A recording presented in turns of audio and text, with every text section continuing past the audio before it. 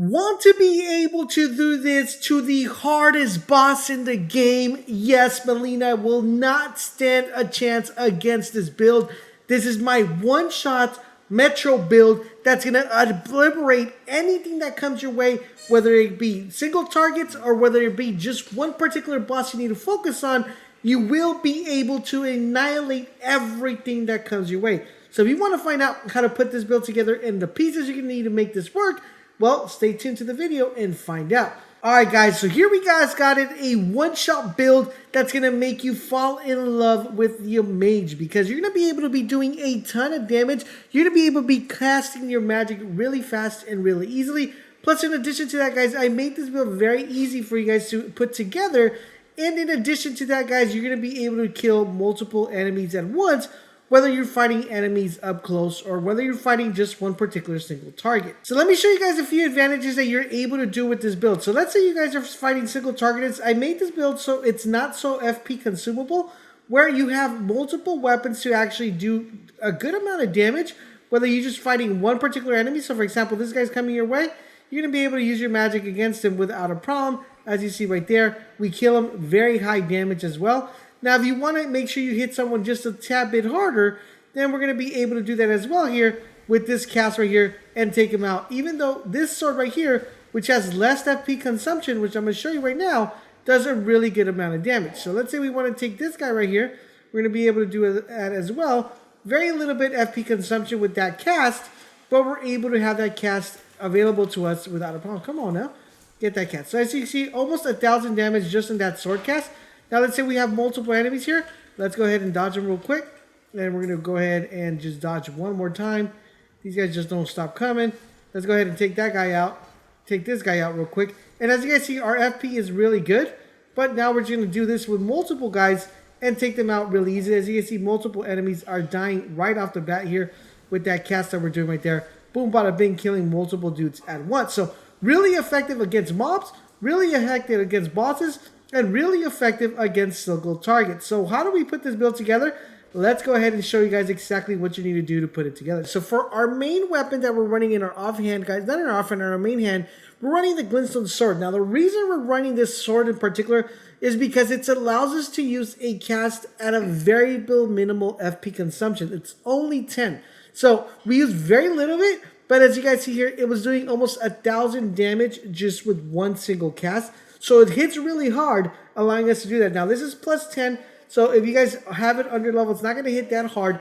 But once you level up, you guys know exactly the amount of damage we're doing. Next up, guys, we're running the Regal Scepter. Now, the reason why we're running this one is because it hits like a truck, plus it scales off of intellect. And since we are highly spending a lot of points in intellect, this is going to be doing a ton of damage, especially when we're hitting those bosses. As you see, Melina didn't stand a chance, because we were constantly one-shotting her with that particular hit. Now, as far as our gear is concerned, we're only going to be focusing on this one right here, which is the Glintstone Crown. The reason why we like the Glintstone Crown is because the Glintstone Crown allows us to get even 6 more points into intelligence. And since our scepter is scaling off intelligence, the higher intelligence we have, the more damage we're going to be doing. Now, as far as our talismans are concerned, guys, we're using the Magic Scorpion Charm. This is going to raise our magic attack, but it's going to lower the damage negation. Damage negation is not going to be playing such a big part of this because this is a casting build. And with casting builds, you're always going to be keeping your distance, so you're not going to be getting hit as often. Next up, guys, we're running the Graven Mask Talisman. This is going to greatly raise your potency of sorcery, so it's going to just give you a little bit more damage with your sorceries. Then we have the Godfrey Icon. This is going to enhance the shard spell and skills. So basically, since we're using a shard spell when we're killing enemies or, big bosses, this is going to reduce the amount of skills that we take for doing that. And then we're running the Graven School Talisman, which is the baby brother of this one.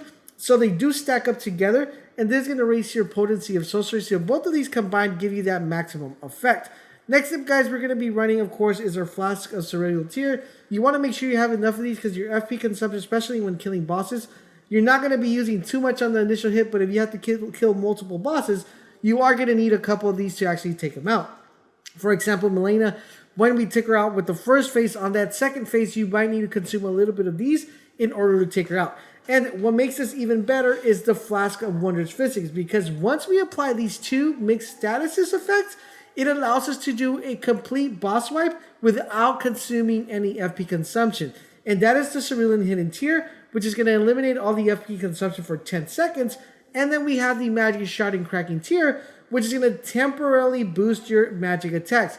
As you saw when I was using it against the little enemies there, we were doing at least close to 1k damage. If I were to pop this, it would do a little bit over 1k damage with me applying the, the mixed status effect. So that is what we have going as far as the build is concerned. And basically our build is pretty easily. What we're using as far as our magic incantations is we're going to be using the following, guys. Let me show you guys. So that's going to be our main cast. It's only going to do 10 consumption. Then we're using the Rock Sling. That's to kill multiple. So this is a single target. Then we're using this one to do multiple targets. All right. So if you want to do multiple targets, you're going to use that. And it's going to hit multiple targets. Or you can do one single target. It's going to do a lot of damage. And of course, our last one for boss killing, we're going to use this one and just hold it down until you annihilate the boss. As you guys see, the FP consumption is pretty heavy right there. But what I'm going to show you guys, if we go ahead and use our physics here and we cast it, we're going to be able to do that without any consumption. As you guys see right here, we're going to cast this away and there's going to be absolutely no FP consumption being taken down. As you guys see, it's not even appearing on the top because we're going to be running this over and over until you guys see the bar hit. That means that our FP consumption is actually taking place. Look at all the rockets I'm able to displace until that bar actually pops up. But look at all the damage. You're going to pretty much annihilate the bosses by the time that even ends your streak. So there you guys have it, guys. That is how you put this cool and amazing Metro build together. That's going to allow you to one-shot anything that comes your way, whether it be regular foes, whether it be multiple enemies, or whether it be a single target boss. So let me go ahead and show you guys the stats, me removing that helmet. So we have 40 points in Vigor because we want to have a little bit of survivability. You could probably go with 35 if you want and spend a little bit more points into Mind to give you a little bit more casting time. Or you can spend more points into Intellect. I think 80 is just a sweet number, especially if you're a 150 character. And then we have a total of 10 points into Endurance, 11 points in Strength, 20 points into Dexterity. The reason why we put a little bit points into Dexterity is because it allows us to use our cast a little bit faster. Remember, Dexterity allows you to cast faster. So that's why we spend a little bit of points in there. Of course, spending heavily on Intelligence. And we have 10 points on Faith and 10 points into Arcane. Now, I am going to have a separate build that's going to maximize the full potential of this with a specific staff. So let's make sure you guys stay tuned for that video. But that is what I have my character. Now, we do get that extra 6 points, remember, when we put the helmet on. So I just want to show you guys right here real quick. So that's why we like this helmet, because it pushes our Intelligence all the way to 86, which allows us to do a little bit more damage when we use it. So we just have 80 points normally, but with the helmet, we pick up 6 points. But there you guys have it, guys. That is how you put together this one-shot build. I hope you guys are enjoying our Elden Ring coverage. You are doing a huge favor, guys. Drop a comment, drop a like. But most importantly, subscribe to the channel. Turn on all your notifications so you guys won't miss when our videos go live. Thank you guys for watching, and I'll catch you guys on the next video.